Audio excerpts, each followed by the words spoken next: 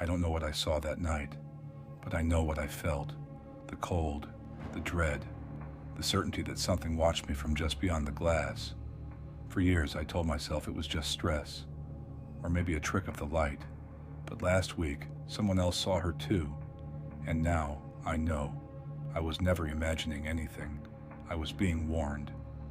My name's Alex. I'm not someone who ever believed in the supernatural. Ghost stories were fun around a campfire, but real life was bills, work, and the occasional panic attack when I forgot I left the oven on. So when I moved into the tiny house near the woods, I was just grateful for a quiet place.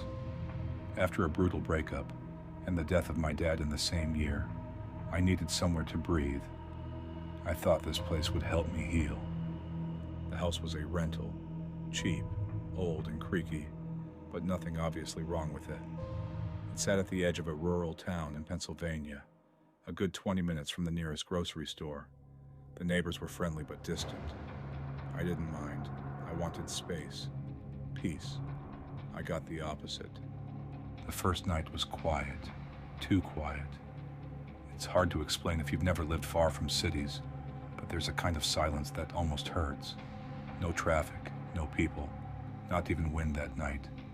Just the hum of my fridge and the ticking of an old wall clock that came with the house. I was unpacking late. Around 1 a.m., I was in the kitchen unboxing dishes when I heard it. A knock. Not at the door, but on the window. Tap, tap, tap. It was deliberate, rhythmic. I froze, goosebumps spreading across my arms. My first thought was that someone had found me. My ex, maybe, or a burglar. I turned toward the kitchen window and saw nothing. Just the black of the backyard and my own reflection in the glass. I waited. Nothing moved. No footsteps. No whisper of wind. After a few minutes, I chalked it up to settling noises, finished unpacking, and went to bed. I wish I'd left that night. It didn't stop. Every night, always around the same time, I'd hear it again. Tap, tap, tap. Always on a different window. The bathroom, the bedroom. Once, right next to my head while I was watching TV in the living room. And I never saw anyone. I started keeping the curtains shut. That didn't help. One night, I tried filming it. I sat in the kitchen with my phone recording the window. Right on time. 1:03 a.m. A shadow passed across the curtain. Not a person. Something taller, thinner. I played the video back the next morning. The camera caught nothing. Not the shadow. Not the tapping. Just me, sitting there, slowly losing my mind. I tried to sleep during the day and stay up at night. Didn't work. I'd start nodding off around midnight. And then tap, tap, tap, always waking me. 3 weeks in, I saw her for the first time. I was brushing my teeth, leaning over the sink, when I looked up, and there she was, standing behind me in the mirror. She wasn't in the room, just in the reflection. A pale woman, with black hair hanging over her face, standing just behind my shoulder. Her mouth was open. Her hands were pressed against the glass, but there was no sound. I turned around. Nothing, just empty air, and the steady drip of the faucet. I didn't sleep at all that night. The next day, I asked around. The neighbor across the road, an older guy named Mike, finally said something. He didn't look surprised when I asked if the house had a history. That place, he said, used to belong to a nurse, lived there with her daughter, real private people. One winter, years back, the girl went missing. Whole town searched for days. Then the snow melted. They found her in the creek, broken neck. No signs of how she got there. He paused, gave me a hard look. The mom, well, she didn't take it well. Would just sit in the kitchen at night, talking to the window. People said she was seeing things. Then she just vanished. No one's seen her since. That's when it clicked. The kitchen window. That's where the tapping started. I went home and stood in front of it, my heart in my throat. I opened the curtain. For a split second, I swear, I saw her. The same woman from the mirror, standing in the yard, arms limp at her sides, head tilted too far, like her neck was broken too. Then she was gone. I packed a bag and left, drove to a friend's place in the next town. I planned to break the lease, never come back. I told my landlord there was something wrong with the place. He didn't argue, just told me I wasn't the first to leave early. But something followed me. Even at my friend's place, I'd hear it. Faint tapping on the second-story window, with no way to reach it from the outside. My friend thought I was having a breakdown. Maybe I was. A few nights later, I had a nightmare. I was back in the house, in the kitchen. She was standing at the window again, but this time she was inside. I couldn't move, couldn't breathe. She opened her mouth and let out this awful high-pitched scream, and I woke up. But the scream didn't stop. I could still hear it, echoing in my ears, even as I sat up in bed. That's when my friend came running in. He'd heard it, too. We spent the night on the porch, under the floodlights, neither of us sleeping. He believes me now. I went back to the house one last time. I don't know why. Maybe to face it. Maybe to prove to myself that I wasn't crazy. I brought a priest, not a full exorcism or anything, just a blessing, holy water, prayers. While he was walking room to room, I stood in the hallway and felt it. This pressure in the air, like the moment before a storm. And then I heard it, not tapping this time. A whisper, so close it might have been inside my head. Why did you leave me? It was a child's voice. I looked toward the kitchen and saw the girl, just for a moment, soaked clothes, blue lips, standing barefoot in the hall, her neck bent at an impossible angle. And then she faded like smoke. The priest turned pale when I described her. He finished the blessing and told me, gently, not to come back, that sometimes places hold onto pain, like a sponge holds water. That was 8 months ago. I haven't seen her since. I haven't heard the tapping, but sometimes, if I pass a mirror at night, I see something in the background, just behind me, watching. And last week, a new tenant moved into the house. They lasted 3 days, left without explanation. Whatever's in that place, it doesn't want to be forgotten. And I don't think it ever really leaves you.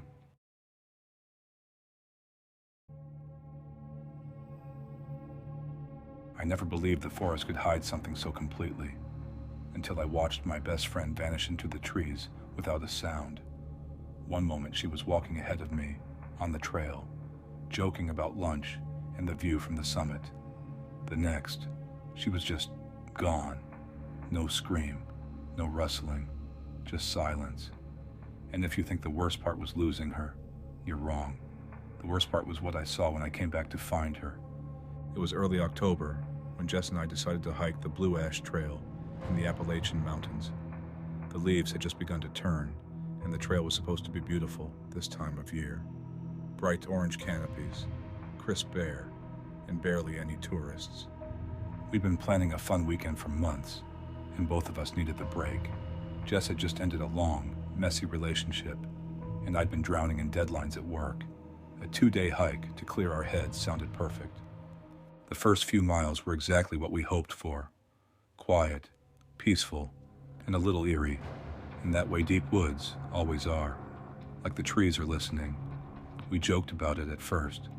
I even remember Jess saying, if I disappear, tell everyone it was a bear. Don't make me into a true crime podcast. She laughed. I laughed. It's not funny anymore. By the second afternoon, we were deep into the trail, about 10 miles from where we'd parked. We'd camped the night before near a creek, woke up early, and made great time. The trail was narrow and overgrown in places, but still marked. I remember we stopped at a switchback where the trail curved and wound around a dense thicket of pine. That's when I noticed something off.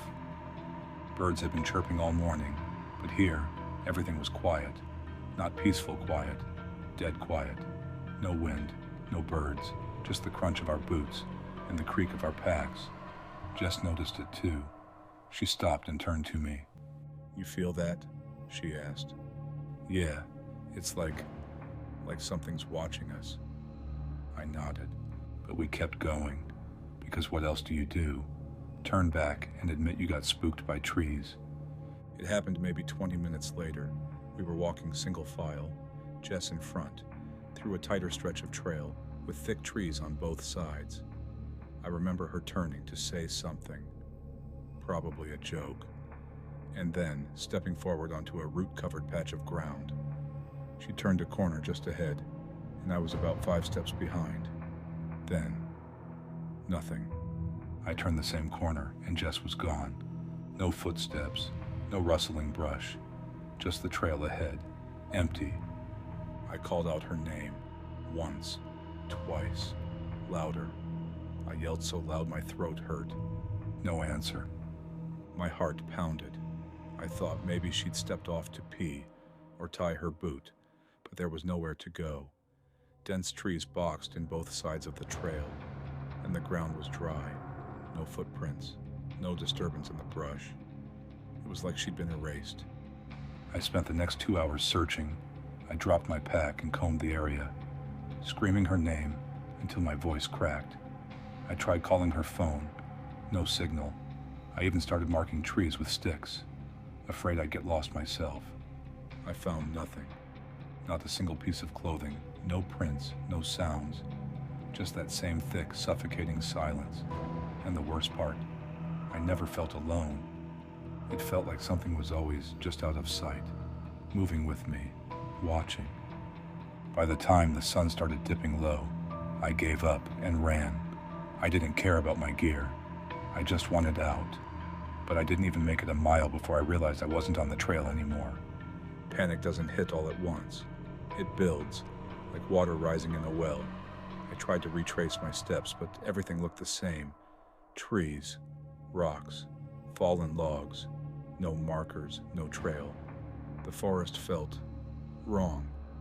Every tree I passed looked too close together, like the woods were tightening around me. I ended up camping under a leaning pine.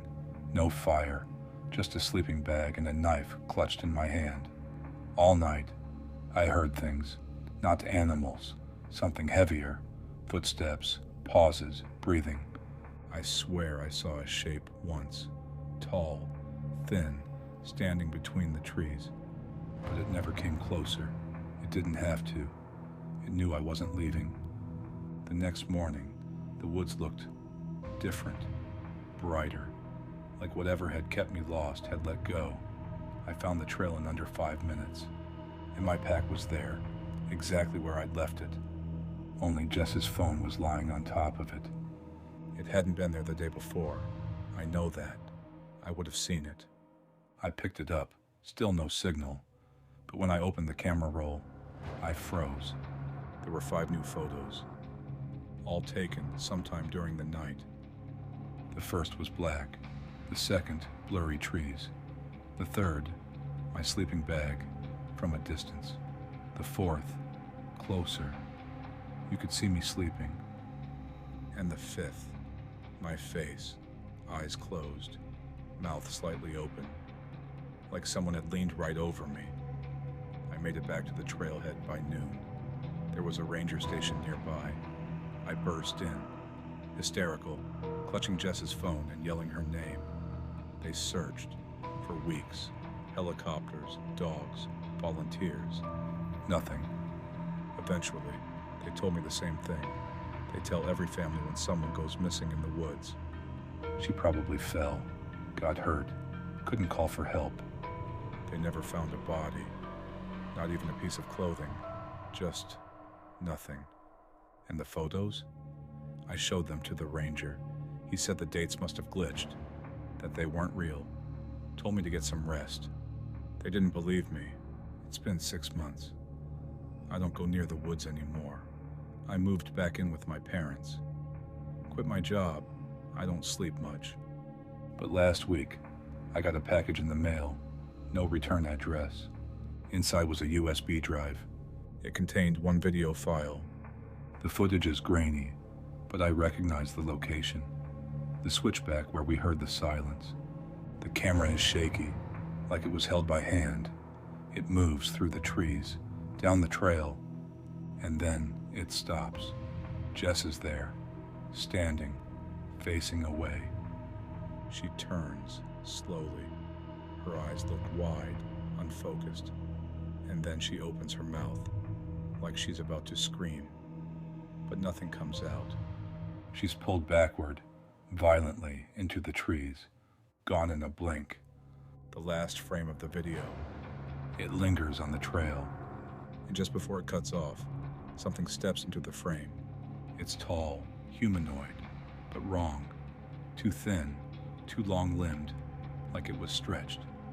And where its face should be, there's just bark and moss, like it's wearing the forest, like it is the forest.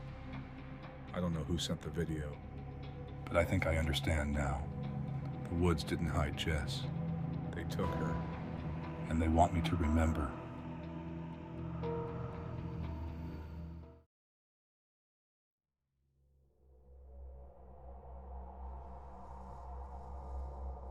You ever stare at the ocean so long you start to question what's real? The waves seem to breathe, like they're hiding something underneath, something watching you. I used to laugh at that kind of talk. Now, after what happened to me and my two best friends on that God-forsaken island, I don't laugh anymore. I don't even sleep. It was supposed to be the trip of a lifetime. Me, Danny, and Chris, three best friends since middle school, had finally made good on years of we should do this someday plans and booked a week-long yacht charter through the Caribbean. We flew into St. Lucia, stocked up on rum and red stripes, and set out with a local captain named Jean-Paul. But on the third day, just as we were sailing near Dominica, the weather turned. Fast. One moment, it was clear skies. The next, a black wall of storm crashing over us. Jean-Paul tried to steer us toward shelter, but the sea didn't care about his experience. Lightning flashed. A wave hit. I remember hearing Danny scream something about the engine dying, then nothing but cold and water. I woke up on wet sand. My head throbbed, and my mouth tasted like copper and salt. Chris was nearby, coughing up water. Danny lay motionless until Chris shook him awake. We'd washed up on a beach that wasn't on any map. We'd all seen our intended route, but none of us remembered anything that resembled this island. It was small, maybe 2 miles long, surrounded by jagged black rock and dense jungle. No signs of civilization, no ship, no Jean-Paul. We figured we'd wait it out. Someone would notice we were missing. Rescue would come. But as the sun set that first night, the island began to change. The first night, we heard voices. Not words, just whispers. Faint and swirling, like the wind itself was talking. Chris joked it was the rum wearing off, but none of us had had a drop since the wreck. At around 2 a.m., Danny shook me awake. His face was pale. "I saw someone," he whispered. "Over by the trees, just standing there, watching." I sat up. There was nothing there, just shadows dancing in the moonlight. Still, none of us slept after that. The next day, we explored deeper inland, hoping to find clean water or fruit, something to keep us going. That's when we found the first totem. It was hanging from a tree branch, a clump of feathers, bones, and braided human hair, swaying even though the air was still. Danny poked it with a stick and it fell, cracking open to reveal a yellowed tooth inside. Chris was already backing away. We shouldn't be here. We tried to return to the beach but couldn't find our way back. The jungle seemed to shift around us. Trees we marked were gone. We walked in circles for hours until suddenly we emerged right back at the beach, with the totem hanging from the same tree. Only this time, there were 3 of them. That night, we lit a fire with driftwood. None of us said much. We were hungry, tired, and scared. I dozed off briefly, but a wet sound woke me. Chris was by the shore, looking out at the water. I walked over, half expecting him to say something comforting, but his face was blank. "There's someone in the surf," he muttered. "They're calling me."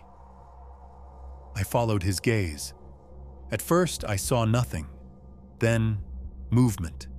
A dark shape in the shallow water, half submerged. It looked like a woman, hair trailing behind her, limbs impossibly long. She beckoned. I grabbed Chris by the arm and yanked him back. He fought me at first, like he was hypnotized. Then he blinked and gasped, like waking from a nightmare. The shape in the water was gone. The next morning, Danny was gone. No footprints, no sign of struggle, just his shoes sitting neatly outside the lean-to we'd made. We split up to search. I went inland, calling his name until my voice cracked. That's when I heard it. His voice. Faint behind the trees. "Hey, I'm over here." I ran toward it, crashing through the undergrowth. But the voice kept moving, just out of reach. When I stopped, panting, I realized I was at the totem tree again. Now there were only 2 totems. That evening, me and Chris decided to look for high ground. We thought maybe we could spot a passing ship. We climbed a hill covered in vines, and at the top, we found ruins, ancient and crumbling, with strange symbols carved into stone. In the center was a pit. Something about it felt wrong, like the air around it vibrated. Chris leaned over it and said, "It's calling to me again." I pulled him back. "That's not Danny." He nodded slowly. "I know." We left, but not before I noticed something in the pit. Bones. Human bones. Dozens. That night, I had a dream. I was back home in my bed. The room was quiet, peaceful. Then I noticed something under the covers beside me, breathing, slow and heavy. I peeled back the blanket. It was the woman from the water, grinning with rows of needle-like teeth. She whispered, "One left." I woke up screaming. Chris was gone. I ran to the beach. No footprints. Just one totem now, swaying in the wind. I don't know how many days passed after that. I stopped counting. I didn't eat, barely drank.